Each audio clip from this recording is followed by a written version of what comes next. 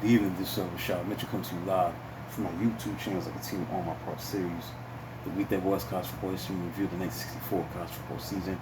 This is week 11, and I'm going to do week 12 as well, the 1964 season. So this is basically the conclusion of the regular season of 1964. So we're going to start with games that were played on Thanksgiving.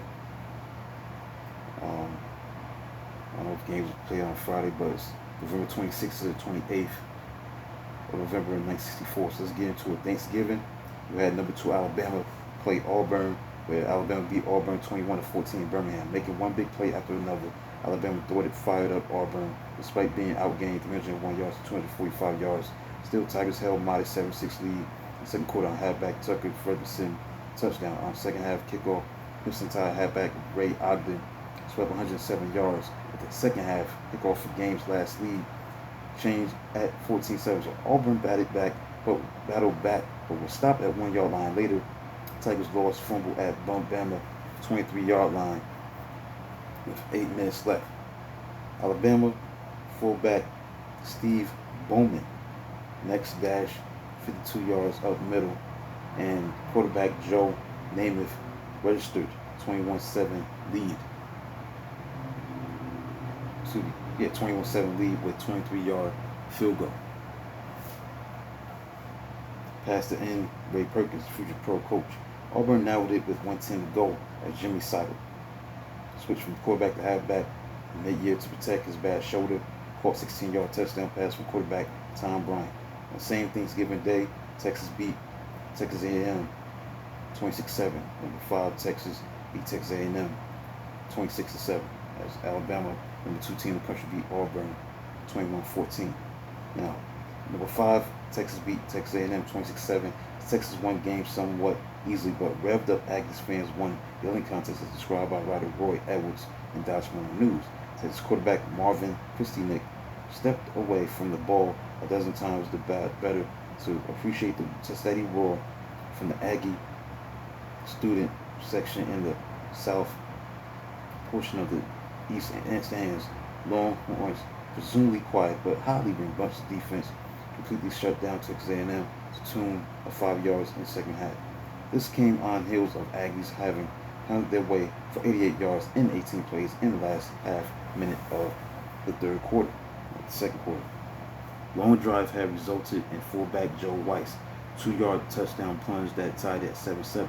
Texas defense led by linebacker Tommy Nobis, tackles Olin Underwood, Frank Bedrick, and N. Knox Nunley forced Stafey on bad punt snap and got quick field goal by kicker David Conway for 12-7 edge after halfback Phil Harris returned free kick to A&M 45-yard line. Stir sub tailback Hicks Green tore 24 yards to set up his own 2-yard touchdown sweep with 2:24 to play. Longhorns got ball back with 26 seconds left, and thanks to malfunctioning clock and use of timeouts, fullback Jim Hudson was allowed to throw touchdown pass to unknown and Gary Brown. Irritated at their rivals piling up score, Aggies started scuffling. Boston College beat Holy Cross 10-8. Well-liked Holy Cross coach Dr. Eddie Anderson nearly earned his 22nd career win in his last game. His record of 201, 128-15 and 39 seasons left him behind only Pop Warner, Amos Alonzo Stagg, and Jess Neely, and wins at close of 1964 season. Holy Cross went 86 yards, first time had the ball. Crusader sophomore quarterback Jack Lentz accounted for 59 yards hitting, and Dick Kochanski with 21-yard pass and running 17 yards on option to set fullback Pete Meehan for touchdown and 6-0 lead. Boston College got field goal from kicker Marty DeMazza, but gave back safety on bad punt snap. Down 8-3. Down 8-3. The Eagles quarterback Ed Foley hit three quick aerials for 46 yards on fourth quarter march, which ended in Jim Whalen's 15-yard touchdown catch. After late interception, Crusaders unsuccessfully menaced their way to Boston College 14-yard line. Army beat Navy 11-8. The Black Knights of Hudson and Crabtown Warriors each had endured injury-ruined seasons. Although Navy quarterback Roger Starrett was again fit coming off his 308 yards of offense performance versus Duke fortnight earlier. And also at peak form again was Army quarterback Riley Stickway, ready for measure of revenge over Staubach as rival Academy of Galileos closed their college careers. The first minutes of the game, Cadets defensive guard Sonny Stowers threw Staubach for safety. Stowers was key, fierce, day-long pass rush that left Staubach with minus 22-yard rushing. Army gained 215 yards on ground as it counted on tailback John Seymour's 101 yards. Cadets went up 8-0 on Stickway's 5-yard touchdown pass to end Sam Champy in the second quarter. Despite Army's dominance of opening 20 minutes, Staubach led 60-yard march before halftime, which tied it 8-8 as halfback Tom Easter carried ball over after fullback Pat Donnelly made 4 first downs. The second half wore on. Stickway countered with a 77-yard drive that carried into the fourth quarter, on which he sprinted 17 yards off the 33-yard pass to Champy. Cadet sophomore end kicker Barry Nicholson wooded winning 20-yard field goal. The Cadets defense took over from there. Georgia shut out Georgia Tech 7-0. Baylor beat Rice 27-20. Arizona beat Arizona State 30-6. New Mexico beat Kansas State 9-7. Southern California upset number 1 Notre Dame by a score of 20-17. Searching for its first undefeated season since 1949, number 1 Notre Dame smoothly erected a 17-0 halftime lead on a 25-yard field goal by kicker Ken Iman. 21-yard touchdown pass to end Jack Snow from quarterback John Hewitt, and 5-yard touchdown run by halfback Bill Warski as the Irish defense smartly stopped USC at Notre Dame 15 and 28-yard lines. At halftime intermission, Coach John McKay told Trojans to keep playing your game, you'll score. Troy did. At the second half kickoff, stubby tailback Mac Garrett finished 11-play drive with a 1-yard touchdown run. Forgotten but critical series came in the third quarter at Southern California.